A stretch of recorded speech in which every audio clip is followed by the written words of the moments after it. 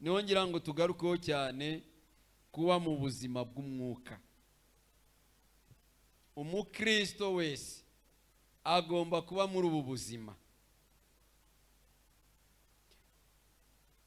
Kuki tugomba kuba muri ubu buzima? Nuko twabonye intambara tugiye kurwana nayo, kandi intambara ikomeye cyane. Ndagira ngo rero twihuse tuvuge kuri uyu muntu. Uyu ni muntu ki?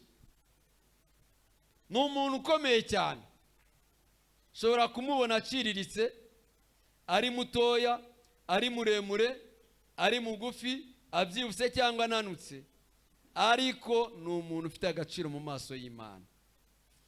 Kugira ngo tubone neza uyu muntu, Bibiliya yatubwiye ngo Imana y'amahoro ibeze rwose mwebwe ubwanyu. Aravuga ngo icyambere umwuka agomba kwezwa, n'umubiri, ikindi n'ubugingo. Aravuga ngo byose ko ari bitatu bigomba kurindwa kugeza ubwo Yesu Kristo azabagarutse. Arangira aravuga ngo kandi iyabahamagaye niyo kwizerwa, no kubikora izagira gute? Izabikora. Maze uwo muntu umeze gutyo, ngiyo ari kugira abandi inama irabanezeza, ariko bagasigara bibaza ngo mbese tuzakura hehe uyu muntu umeze nk'uyu nguyu uri mu mwuka w'Imana? Yesu amuvuga aravuga ngo rero uwo muntu umeze gutyo rero agomba guhora yirinda, kuko agomba guhera mu bwere bw'Imana. Kubera iki? Kubera ko abadayimoni baramuhiga. Uyu muntu agizwe n'ubutatu tubonye. Hari umwuka, hari ubugingo, hari n'iki? Hari n'uyu mubiri. Ibi byose tubonye muri uyu muntu bifite isano, bifite inkomoko, bifite aho byavuye. Niyo mpamvu bigomba kurindwa, kuko ari iby'igiciro. Icyambere iyo tureba mu gitabo cy'Itangiriro, tubona iyi si yacu biravuga ngo nta sura yari ifite, yariho ubusabusa, ariko ikavuga ngo umwuka w'Imana yagendagendaga hejuru y'amazi. Avuga ngo iyo si rero itari ifite isura, yari ifite umwijima mwinshi cyane. Iyo rero tugeze mu bice bya kabiri, igice cya kabiri, Bibiliya tubwira ngo Imana nibwo yafashe icyemezo cyo gushyira mu bikorwa uburyo uriya muntu igiye kurema agomba kuba ameze. Ni umuntu rero biratubwira ngo ni umuntu Imana yaremye muri wa mukungugu.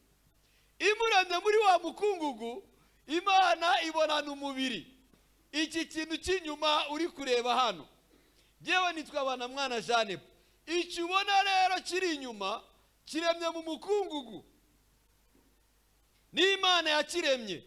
Imana ikirebye iravuga ngo ntabwo gikwiriye kuba hariya kidafite icyo gikora, kiri aho ngaho gusa. Imana Bibiliya yavuze ngo umwuka w'Imana yagendagendaga hejuru y'iki? Y'amazi.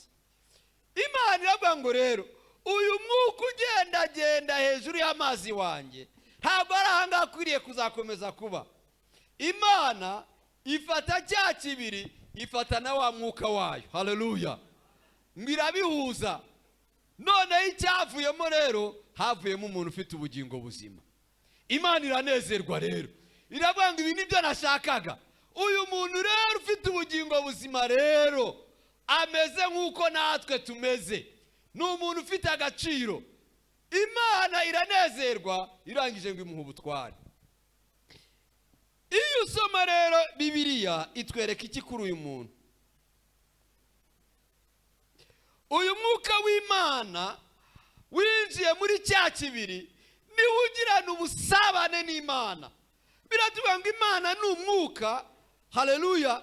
N'abantu bayisenga bakwiriye kuyisengera mu mwuka no mu kuri. Uyu rero twabonye ngo akwiriye kwezwa, niwe ugira ubusabane n'Imana. Afite agaciro gakomeye cyane, kuko yaje aturutse ku Mana. Imana ishimwe cyane. Asa nayo rero, uyu mwuka arumva rero, arasa barasenga. Pawulo abwira itoro ry'abaroma mu bice 8 were mu mirongo ya 26 kamanuka, yaravuze ngo twebwe ntabwo tuzi nuko dukwiriye gusenga, ariko uyu mwuka we aniha imini itavugwa kuko asabira bera nk'uko Imana igize gute, nk'uko Imana ibishaka. Arasenga rero, kandi natwe rero iyo turi bazima, iyo turi bwa buzima bw'umwuka, adutegeka gusenga. Aravuga ngo musengeshe umwuka iteka, kandi mubaho byose muhore musenga. N'umunyamasengesho rero aba muri twebwe, adutegurira ibihe byiza byo gusenga no kwegerana n'Imana. Ikindi cya kabiri rero, arumva kandi akanavuga. Yesu agiye kujya mu ijuru, yabwiye abigishwa ngo icyaba cyiza nuko mureka nkagenda, kuko nintagenda ntabwo umufasha data yabateguriye azabazaho, ariko ningenda nagaruka nawe azanyubahiriza. Aravuga ngo igihe rero njyewe na data tuzaba turi kuganira, hari ibyo tukuvugaho, uyu mwuka ngo nazatuza, azaza ababwire. Haleluya! Nibyenda kubaho. Imana ishimwe cyane. Akumva, arumva ibyo yumvise Imana ituvugaho, ntabwo aceceka, araza akabitubwira. Imana ishimwe cyane. Uyu mwuka muri ndango turamugusaba Mwami Yesu umutwoherereze, kuko dufite intambara ikomeye cyane mu isi, turamukwiye rwose. Uyu mwuka rero ugirana ubusabane n'Imana, hari ukuntu Yesu rero we yamuvuzeho. Nusoma neza ubutumwa bwiza bwa Yohana, bwa Yesu Kristo bwanditswe na Yohana, ibice byaho ni ibice n'amagambo nkunda cyane, ibice 14 n'umurongo wa 20. Yaravuze ngo uwo munsi muzamenya ko ndi muri data, namwe mukaba muri nje, nanjye nkaba muri mwebwe. Imana ishimwe cyane. Uyu muntu rero wavuze ngo Imana y'amahoro ibeze rwose, n'umuntu Yesu atuyemo, aba muri we, kandi avuga ngo sinjye njyenyine, nimwitondera amagambo yanjye, nanjye na data nzaza nturi muri mwebwe. Haleluya! Waba mugufiya, waba mutoya, waba uko abantu bashaka kukuvuga uko bakubona, ariko ujye unezezwa nuko Imana ituye muri wowe. Imana ishimwe cyane. Uri umuntu w'umwuka. Ikindi cya kabiri, uyu muntu ababwamo na bwa bugingo. Ubu bugingo twabonye ko bufite isano habiri. Reka tuvuge ko bufite se na nyina. Ise ni Imana, nyina ni umubiri. Uyu mwana rero navuka, azavukana imico y'aba ababyeyi bombi rero. Nukuvuga ko rero Imana ituye muri twebwe, dufite imico yayo. Kubera iki? Ndaza kubabwira ibintu nka bingahe bigaragaza yuko Imana iri muri twebwe, ituye muri twebwe. Haleluya! Ikora imirimo yose uko ibishaka. Ubu bugingo rero bwumvira umwuka, kubera ko ariho buturuka. Iyo umwuka avuze, bugingo aba ni byiza papa, mu marangamutima. Ubu bugingo ni wowe uriwe, mu mico yawe, mu marangamutima yawe. Iyo rero Imana ivuze ngo ntukibe, bugingo ngo ntabwo nziba, data ntashaka ko niba. Mubiri nawe akabwirwa ngo nturarikire, umwuka aramutegeka ati rero wowe kuko wavuye muri iyi si rero ndakuzi. Hari umwana wange iwabo, ubu mwese muri mwebwe buri wese ashaka gusubira iwabo. Kubera iki?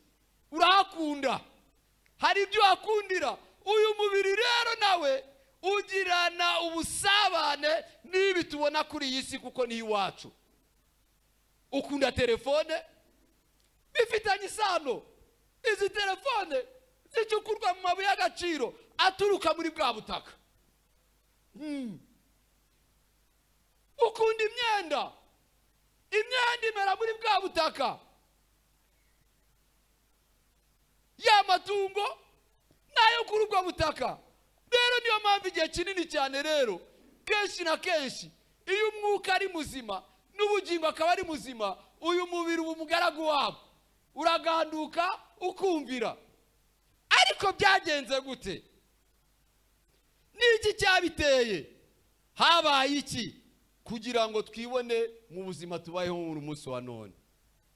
Umukristo biratubwira ngo Yesu ari muri twebwe.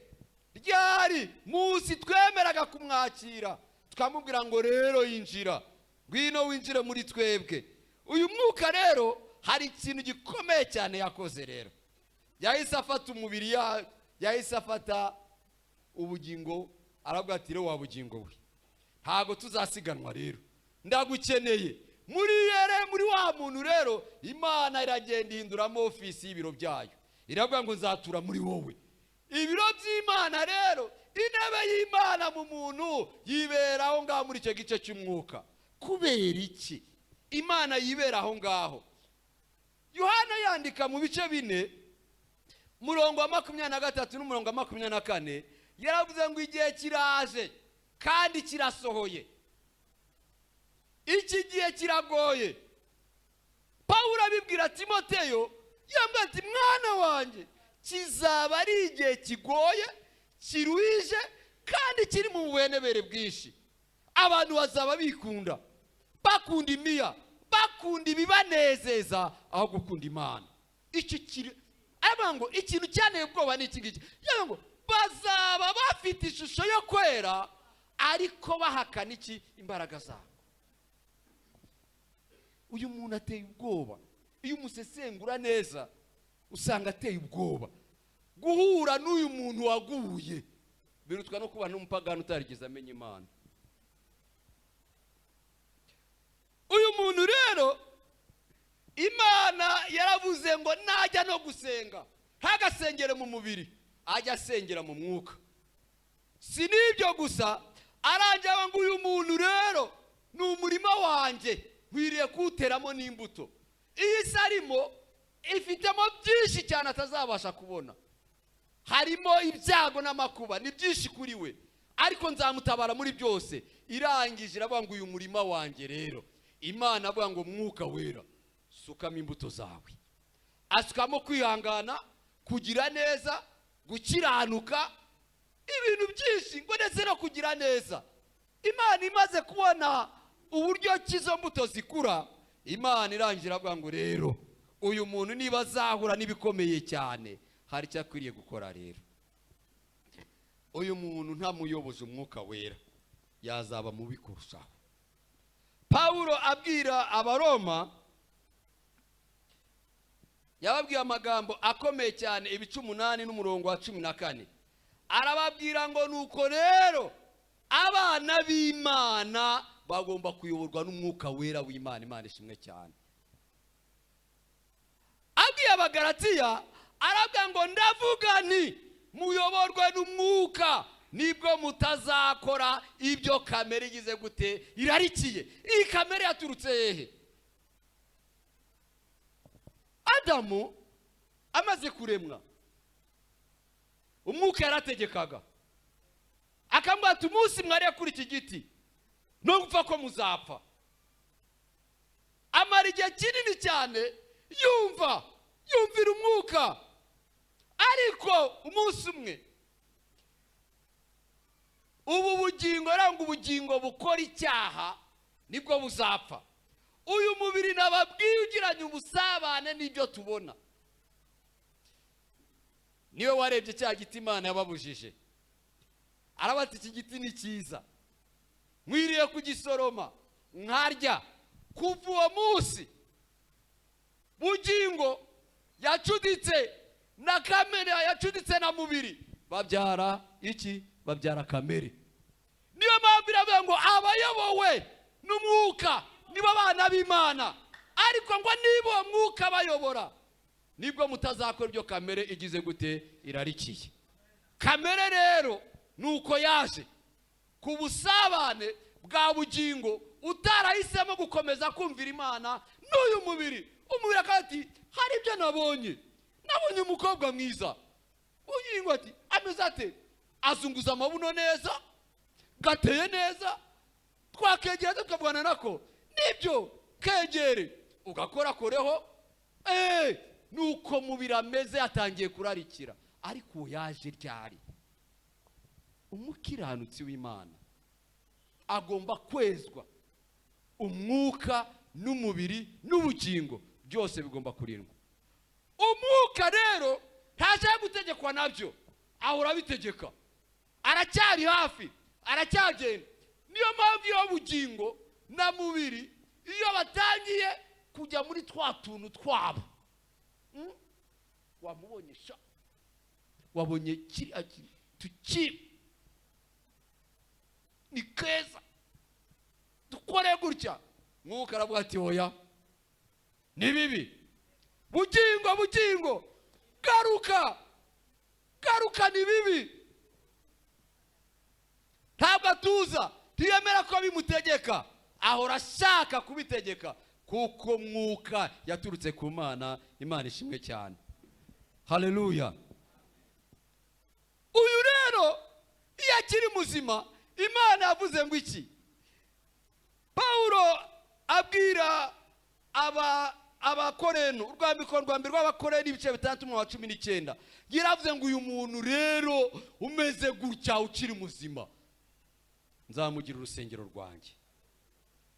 Imana naho ngaho yituriye, no mu ijuru ngo abaye urusengero, siko bimeze, ngo abazanesha izatugira bamwe mu nkingi z'urwo rusengero. Rero iravuga ngo uyu muntu wanjye agomba kubabwamo n'urusengero rwanjye, hajya amanuka nkaba ndimo, tugakorana n'amateraniro, korari zigahimbaza. Ntago mujya muzumva, hari igihe umuntu abagenda mu nzira, abahanzi bo rero babyumva cyane kurushaho.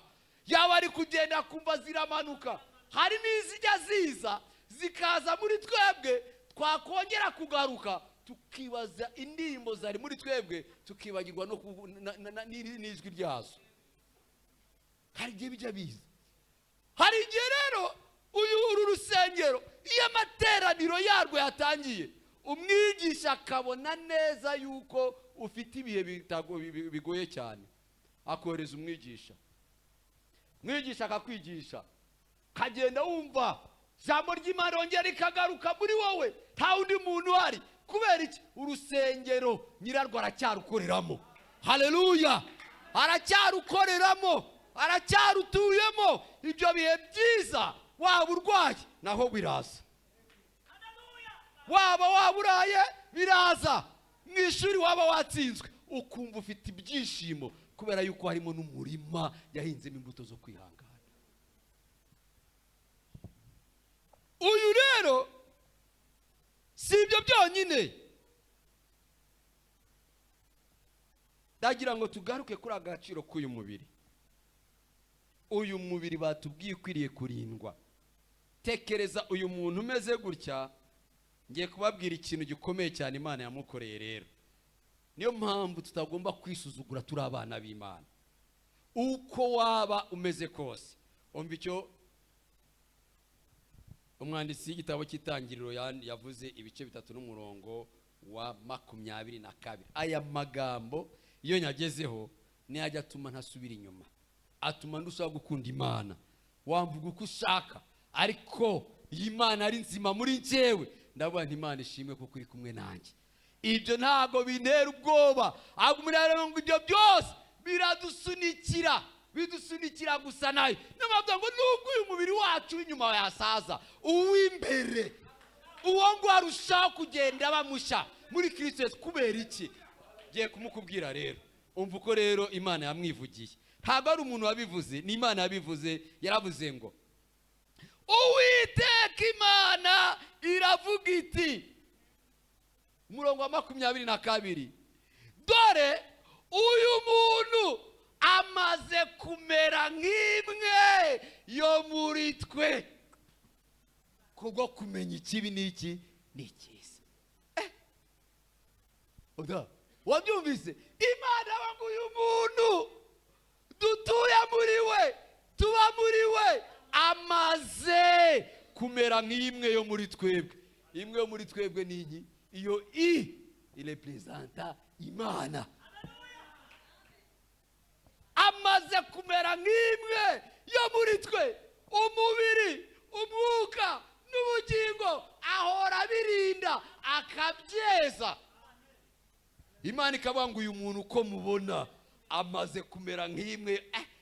Ibaze rero guca muri Matewusi bakakubona mu masoso yawe n'urwo ruhanga bakagira ngo ni wodari umeze gutya. Imana mwijika ngo uyu nguyu ugenda gutya nubwo mutamuzi ameze nk'imwe yo muri twebwe. Imana Data na Mwana n'Umwuka Wera. Yego.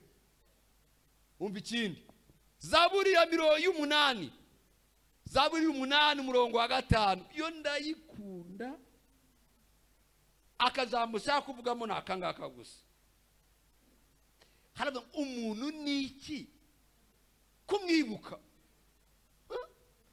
Imana warayibuka umuntu ikamba, ariko umuntu ngo cyangwa umuntu niki kumugenderera. Umva akantu nakunze ngo henze gato ariwe kumugira nk'Imana. Ako kantu gatoya. Kubera izo mpamvu rero Bibiri tubwira ngo iki? Ngo nk'uko wabahamagaye ari uwera, byanditswe kuri mwe muzababera nk'uko nayo ari iki? Ari yera. Hari inyandiko zigomba kutwandikwaho. Uturebye wese akavuga ngo aba nabera. Mwaka ngo izi nizo mfura zo mwisi nanjye ngira gute nishimira.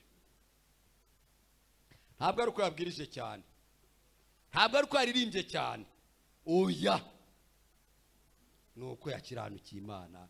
Imana ishimwe cyane. Bibiliya itubwira ngo iki? Usomye igitabo cy'Abalewi ibice 26 were ku murongo wa 11 kugeza kwa 12. Aya magambo ndayakunda rero. Imana yavuze ngo nanjye nzashyira ubuturo bwanjye hagati muri mwe. Babyumvise? Imana imanuka ikaza guturana natwe, ntiyaturapfa gufaturanya Rutarama. Waba utuye mu manegeka izamanuka iziturane nawe kubera kuri umwana wayo. Iragira ngo kandi umutima wanjye ntuzabanga. Umutima w'Imana ntabwo uzigera wanga umuntu umeze gutyo. Icya gatatu, nzagendera hagati muri mwe mbi Imana yanyu namwe mu bwoko bwanjye. Imana ishimwe cyane. Nicyo gituma rero tugomba guhora twizwa. Uyu muntu umeze gutya n'iki Imana imukorera. Uyu muntu uri gushakishwa umunyamwuka, Imana n'iki imukorera? Icya mbere, Zaburi 34 umurongo wa 8 haravuga ngo nzamwigisha. Nzamwigisha, mwereke inzira anyuramo, nzamugira inama, kandi ijisho ryanjye rizahora kuri we. Kwigishwa n'Imana. Kindi cya kabiri, Yesaya yabivuzeho neza 45 umurongo wa 1 n'uwa 2.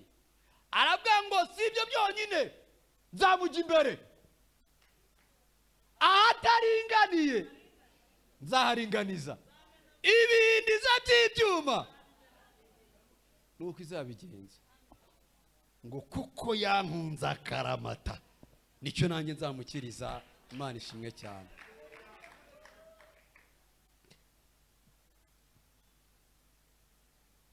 Wanditse Zaburi 39 yaravuze ngo niyo mpamvu iyo ngiyo ijya indondora ikamenya izi miryamire yanjye.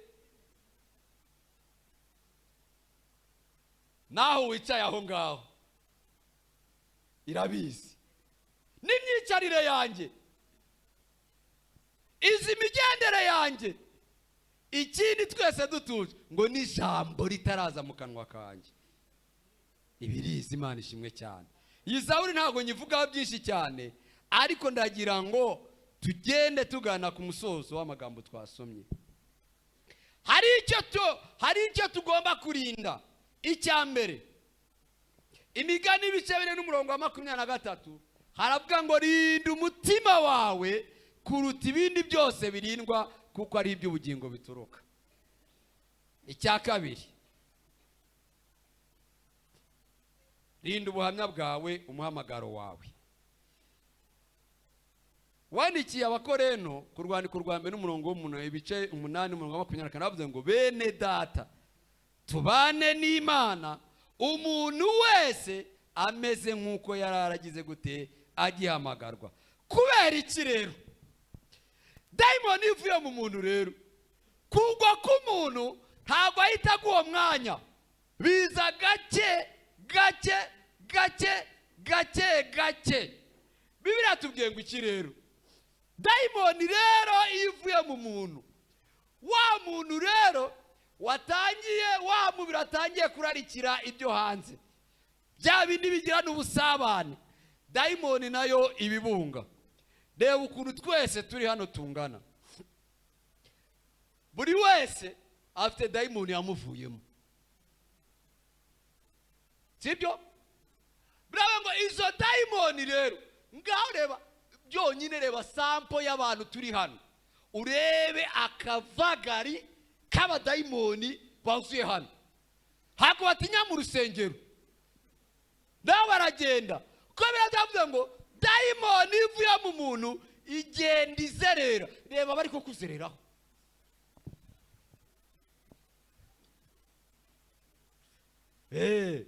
irazerera, iri kugenda ngo ishaka ubuturo bwayo kugira ngo isubiraho yagoze.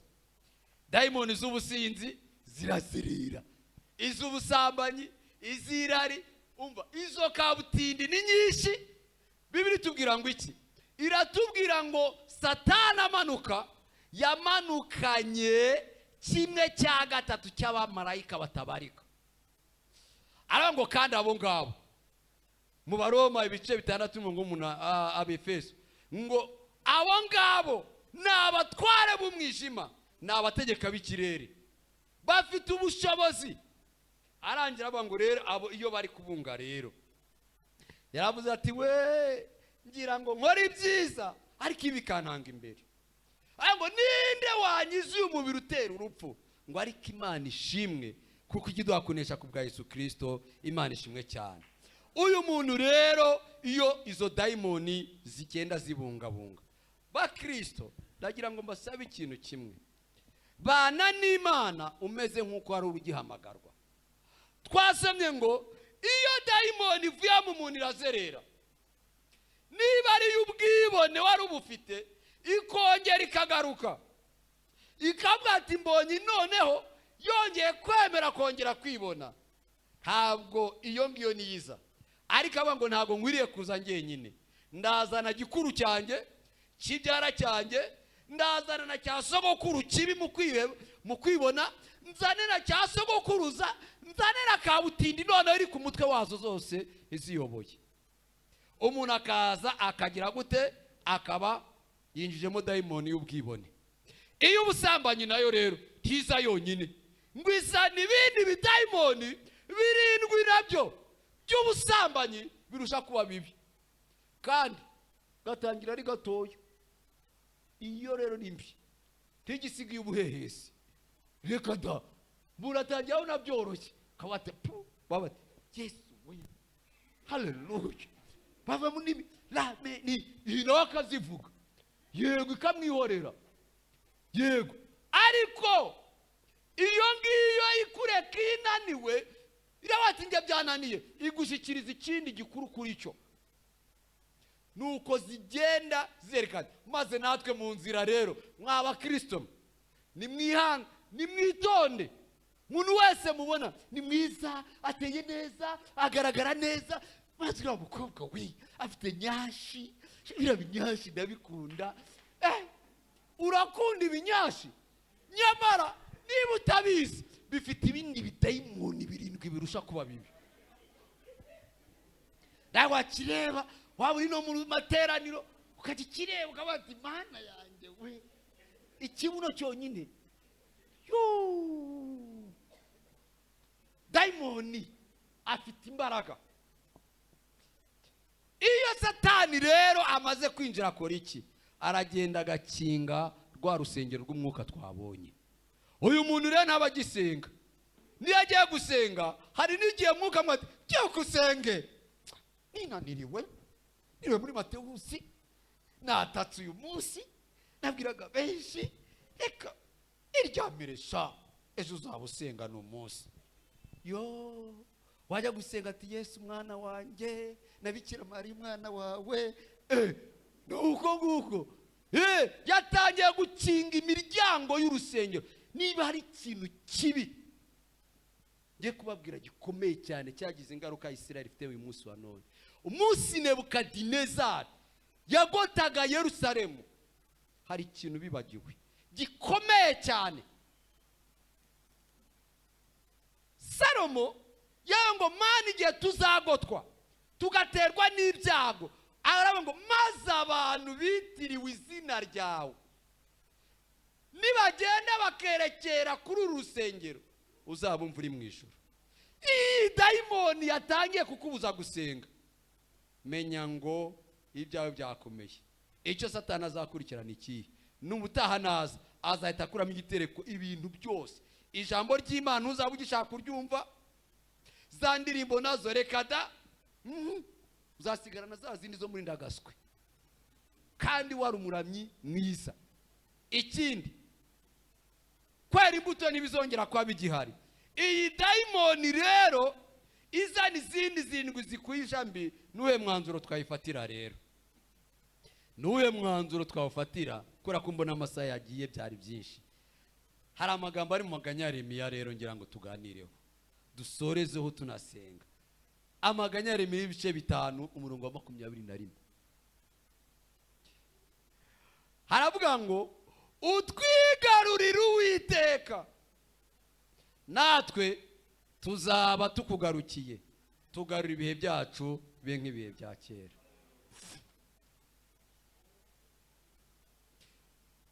Utwigarurire Mana.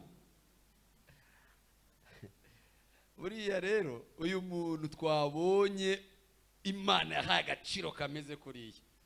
Iyo dayimoni zamaze kumwigarurira, uyu muntu nababwiye ngo uyu mukristo umeze gutya waguye dayimoni zikamwigarurira, biravuze ngo ibya nyuma bya wa muntu birusha bibi kuba ibya mbere.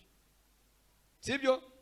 Ni mubi, ni mubi kurusha umupagani utarigeze amenya Imana, kuko agira ngo ahaguruke ikindi kidayimoni kabatisha uyananiwe ndongera ngaruke.